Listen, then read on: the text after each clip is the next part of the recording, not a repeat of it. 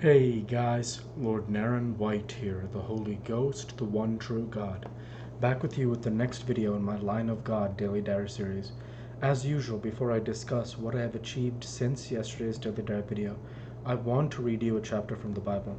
Today I will be continuing Proverbs, starting out with Proverbs chapter 24. Be not thou envious against evil men, neither desire to be with them. For their heart studieth destruction, and their lips talk of mischief. Through wisdom is an house built, and by understanding it is established. And by knowledge shall the chambers be filled with all precious and pleasant riches. A wise man is strong, yea, a man of knowledge increaseth strength. For by wise counsel thou shalt make thy war, and in multitude of counselors there is safety. Wisdom is too high for a fool, he openeth not his mouth in the gate. He that deviseth to do evil shall be called a mischievous person. The thought of foolishness is sin, and the scorner is an abomination to men. If thou faint in the day of adversity, thy strength is small.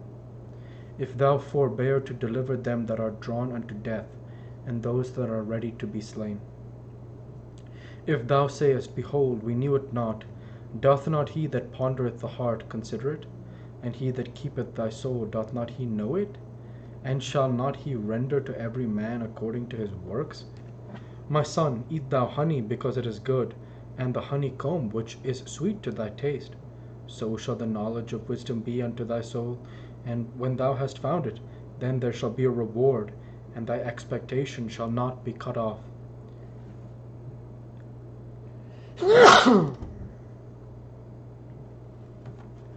Lay not wait, O wicked man, against the dwelling of the righteous, spoil not his resting place. For a just man falleth 7 times and riseth up again, but the wicked shall fall into mischief. Rejoice not when thine enemy falleth, and let not thine heart be glad when he stumbleth, lest the Lord see it, and it displease him, and he turn away his wrath from him. Fret not thyself because of evil men, neither be thou envious at the wicked. For there shall be no reward to the evil man, the candle of the wicked shall be put out. My son, fear thou the Lord and the king, and meddle not with them that are given to change.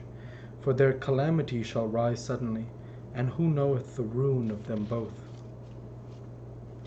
These things also belong to the wise. It is not good to have respect of persons in judgment. He that saith unto the wicked, Thou art righteous, him shall the people curse. Nation shall abhor him. But to them that rebuke him shall be delight, and a good blessing shall come upon them. Every man shall kiss his lips that giveth a right answer.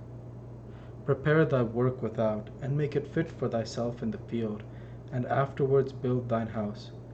Be not a witness against thy neighbor without cause, and deceive not with thy lips. Say not, I will do so to him as he hath done to me. I will render to the man according to his work. I went by the field of the slothful, and by the vineyard of the man void of understanding. And lo, it was all grown over with thorns, and nettles had covered the face thereof, and the stone wall thereof was broken down. Then I saw and considered it well, and I looked upon it, and received instruction. Yet a little sleep, a little slumber, a little folding of the hands to sleep. So shall thy poverty come, as one that travelleth, and thy want as an armed man. The word of the Lord. Thanks be to God.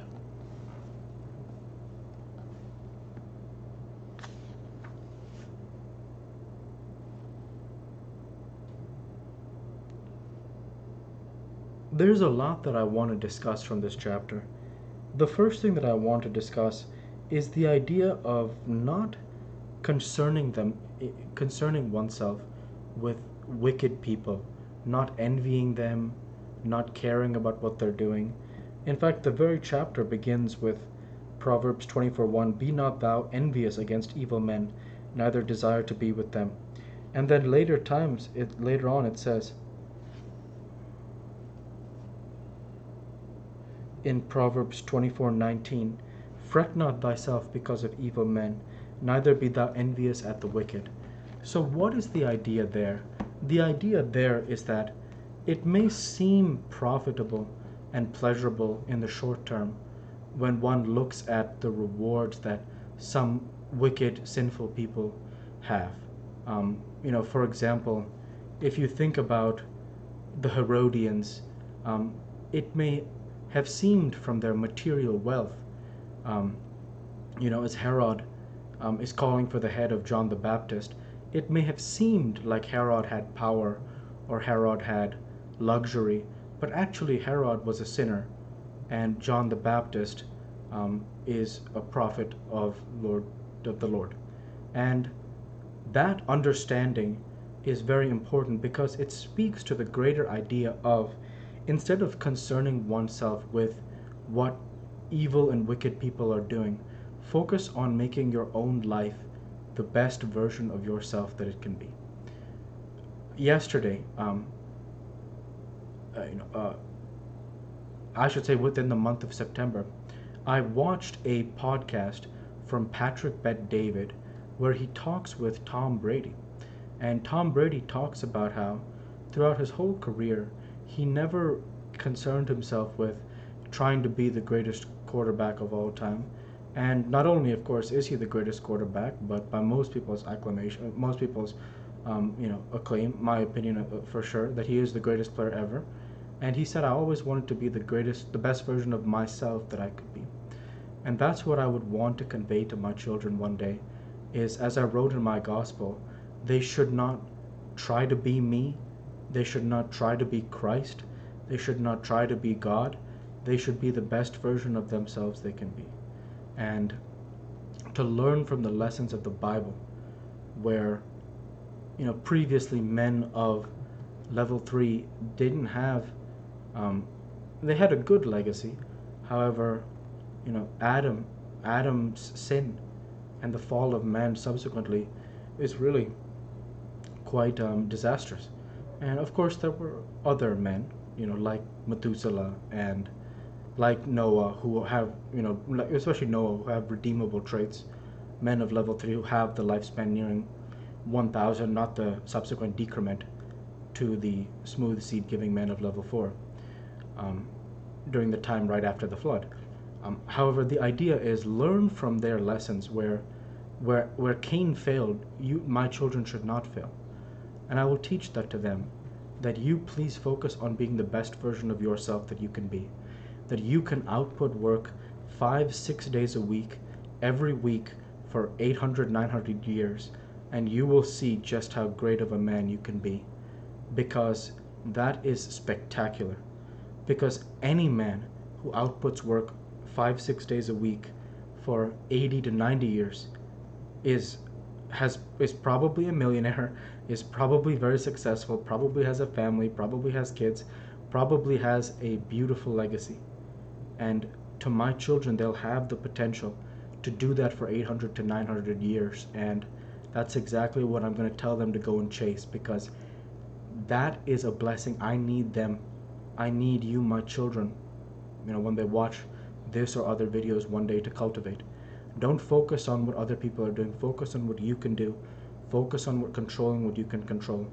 And whether that's your work, your exercise, your scriptural readings, make sure you do that diligently every day, week, month, year, on to decades, and then centuries.